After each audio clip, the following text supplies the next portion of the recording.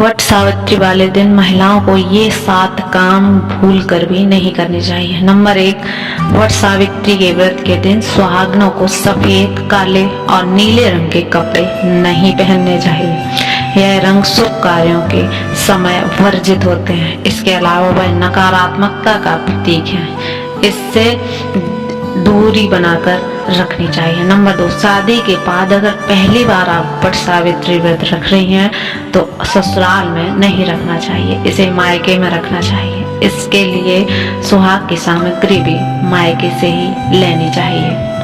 Number 3, Vat Savitri के दिन what वृक्ष को सूत बांधा जाता है और उसकी परिक्रमा लगाई जाती है। और जब आप परिक्रमा लगा रहे हो तो उस समय आपका पैर दूसरों के पैर से ना लगे, इसका ध्यान खास कर रखना चाहिए, वरना व्रत खंडित हो जाता है। वट सावित्री व्रत के दिन गलती से भी व्रती महिलाओं को बरगद के पेड़ की टहनी नहीं तोड़नी चाहिए। नंबर 5, वट सावित्री व्रत के दिन कथा सुनना आवश्यक है और कथा को अधूरा छोड़कर कहीं और नहीं जाना चाहिए।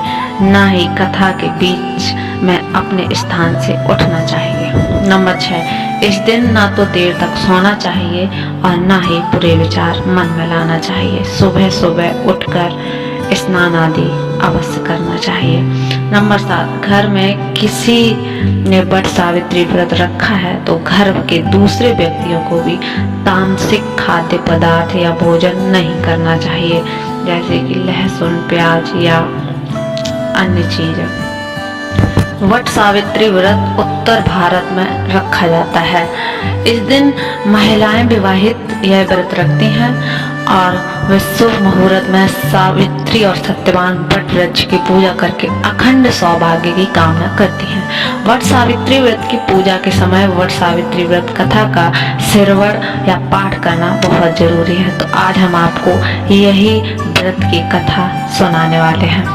पौराणिक कथा के अनुसार राजा श्री अश्वपति को एकमात्र संतान थी जिसका नाम था सावित्री। उसका विवाह दुमत्सेन के बेटे सत्यवान से हुआ। यह अल्पायु थे। विवाह के बाद 1 साल के बाद ही उनकी मृत्यु तय थी। नारद जी ने यह सब बात अश्वपति को बताई। उन्होंने सावित्री को दूसरा विवाह करने का सुझाव दिया, लेकिन सावित्री नहीं मानी और वे अपने पति सत्यवान के साथ वन में रहती थी। साथ में उनके दृष्टिहीन सास ससुर भी रहते थे। सावित्री उनकी सेवा करती रहती थी। सावित्री को जब पता चला कि सत्यवान कम दिन ही जीवित रहेंगे तो वो उपवास करने लगी। जिस दिन सत्यवान को प्राण निकालने वाले थे उसी दिन सावित्री भी उनके साथ लकड़ी लेने के लिए जंगल चली गई। सत्यवान पेड़ पर चढ़कर लकड़ी काटने लगे, तभी उनके सिर में तेज सा दर्द हुआ। वे नीचे आए और एक बरगद के पेड़ के नीचे लेट गए। सावित्री ने उनका सिर अपनी गोद में रख लिया। सत्यवान के निकले प्राण कुछ समय बाद सावित्री ने देखा कि यमराज सत्यवान के प्राण लेने के लिए आ गए हैं अपने दूतों के साथ। सत्यवान के प्राण हर कर यमलोक जाने लगे। सावित्री भी उनके पीछे पीछे चलने लगी। सावित्री को देख यमराज रुक गए और बोले, सावित्री को समझाया कि सत्यवान से तुम्हारा साथ धरती तक ही था, तुम वापस चली जाओ। सावित्री ने कहा कि वह पतिव्रता है, जहाँ पति जाएंगे वह भी वहीं जाएगी। सावित्री के पतिव्रता धर्म से प्रसन्न होकर यमराज बोले कि वरदान मांग लो। सावित्री ने कहा कि आप उनके सास ससुर की दृष्टि प्रदान कर दें। यमराज ने यह वरदान दे दिया और आगे बढ़ गए। कुछ समय बाद उन्होंने देखा कि सावित्री पीछे ही चली आ रही है। यमराज ने फिर वरदान मांगने को कहा तो सावित्री ने ससुर का खोया राजपाट वापस दिलाने को कहा। यमराज ने तथास्तु कह दिया। यमराज ने लौटकर सत्यवान कुछ तो दूर जाने के बाद यमराज ने देखा कि सावित्री अभी भी वापस नहीं गई है। यमराज ने कहा कि अब अंतिम वरदान है, उसे मांगकर पृथ्वी पर लौट जाओ।